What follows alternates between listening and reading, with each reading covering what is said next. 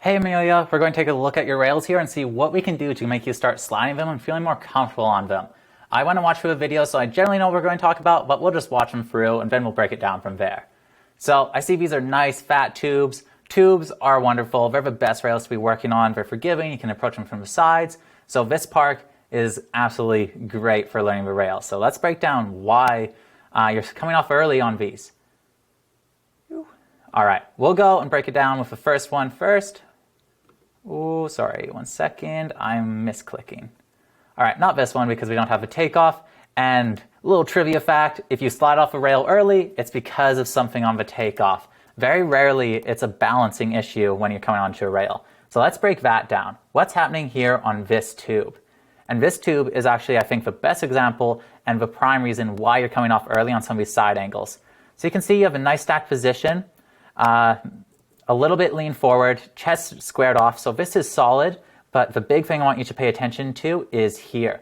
Look at how far away you are from the rail when going into it. So your head and hand are towards the rail, but your legs are all the way back here. This is making it so you need to go and traverse towards the feature before getting onto it. And that's why you have forward momentum coming onto the rail. So if we go ahead a couple frames, we can see that your takeoff line is this way. And that's exactly what we see on the rail. Your takeoff goes and takes you. Oh, we can actually see your line the whole way through here. Your takeoff goes and takes you and carries you off the rail. What we'll see when you go and hit the feature. You go and hop onto the feature, but your momentum's carrying you forward off of it. That's all because of this little setup carve.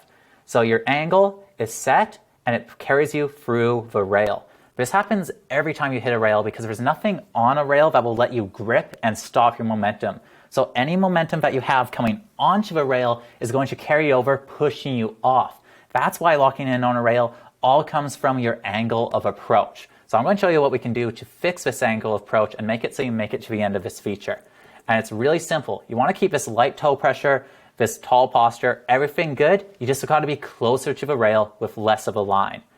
Let me just get the marker. So instead of coming in like this, you need your angle to be set up like this, leading you to the end of the feature. You can be a little bit further out than that, like this, but your angle needs to line up. And that brings us to the second part of getting in a rail. And this is where the speed comes in. Because the more speed you have, the more natural air you're going to get off the lip, setting you onto the rail. So that means the faster you go, the more minuscule you can make the rail because your line, if the rail's, I'm going to just share this up. So if the rail's here and you're going fast, your line can be a lot more gradual because you're gapping further onto the rail. Where if you're going slow, you need a bit more of aggressive a line because you have less air time to get over on the center of the rail. There are some things you can do to go and cheat this, like hit the side of a rail, blunt it, slow it down. But that's basically it, because your form, everything on the rail looks absolutely fantastic. Your only thing is you're coming in with that angle of approach, so when you hit the rail, your momentum is still carrying you off it, and that's why you're not making it to the end every time. So just go and change that angle of approach a little bit, make it more mellow, chill it out, and yeah, if you come, and this one, we have the opposite. You come off to the right. This one you almost make it to the end, but you can see that you're slowly coming off the whole way. So why is this? This is because you're going and approaching the rail from the front. What's okay, but we can see that your momentum, well, your weight is slightly shifted over to the back side of the rail. So when you land on the feature, you're not landing dead solid, and instead you're slightly on that outside. So that slightly outside, you're just carrying it, taking it all the way. That's the tricky thing with tubes, is it's hard to tell if you're fully on top. So to fix that, all you need to do is get slightly more over the rail. Just slightly more on top because you're just a little bit too heel side. But that's a lot better because it had the straight line. So that obviously you went from the front, so we won't go and break that down because it's not your rail takeoff, but let's see this one. So you're coming in, nice pop. Notice how your tail's staying on the takeoff until you leave off. That's awesome. That's exactly what we want to see. Then you get on the feature and you're holding the 50-50. Where you lose it is right here, the transfer. This honestly doesn't look like too much fault of your own. The way to go and make this easier is to do the rails faster. It's also easier if you go and like come from the side, because then you can go and get your momentum. Because what's happening here when you come straight like this is you don't really have anything locking onto a rail. So you're landing right on the center with a good stack position, but there isn't really anything like helping you get through this. It would be a lot easier with more speed, because more speed, just the less time you have to lock in. So that one I'd say is good. You can just go a little bit faster and it makes it a lot easier. But there isn't too much breakdown when you hit the rail from the front.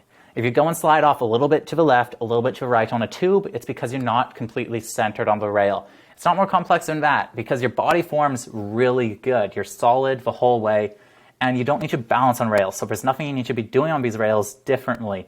The only thing that can make rails easier is your angle of approach and speed. If you go fast on a rail, you have to slide it for less time. So we'll go and break down this one quick and see what's up. So you're coming in, good pop. Again, great leaving off that tail, great stack position. It's an amazing 50-50 position. And then you just slightly fall off the rail. This one, it's really subtle, like you're really not far off here. But notice how your nose is landing a little bit angled to the left.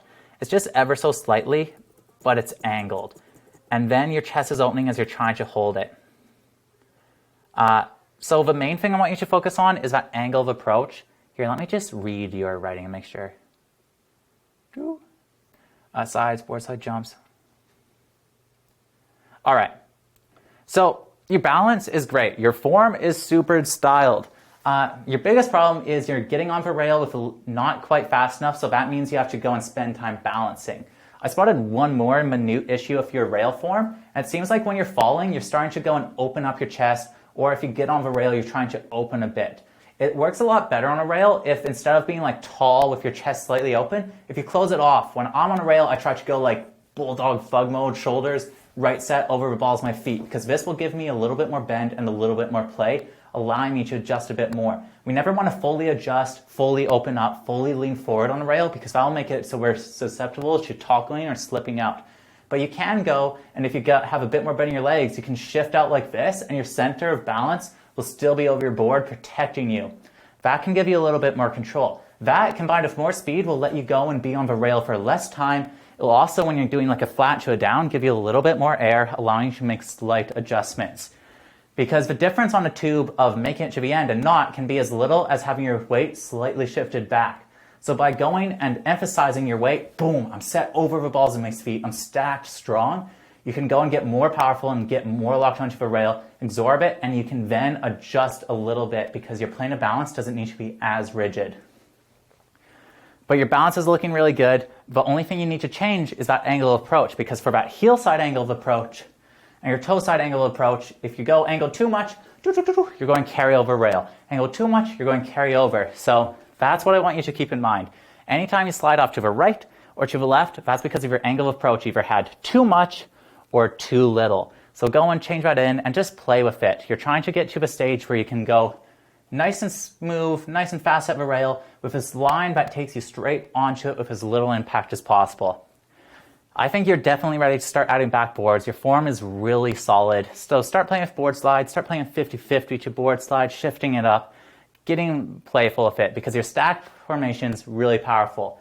And if you just want to stay on 50-50s a bit longer and keep working on that, practice bending your legs a bit more, getting a bit more bend, a bit more motion into your riding, because that's going to make it so if you're in an uncomfortable position, you'll have a muscle memory and the body positions memorized a little bit more, but it'll go and let you navigate those situations. But it honestly looks really solid, and I could say with confidence that you'd be ready to go and take that form to rails and jumps. The fact that you're leaving off your tail like that every time you're hitting with feature, even if you don't get it to the end, that's really good, because that means you're shifting your weight to your tail, letting you go and fully utilize your snowboard. So there's a lot to like there and only a small things to change. So work on those changes and let me know how it goes. But I think you're definitely ready to move on to the next level. If I can stop this thing.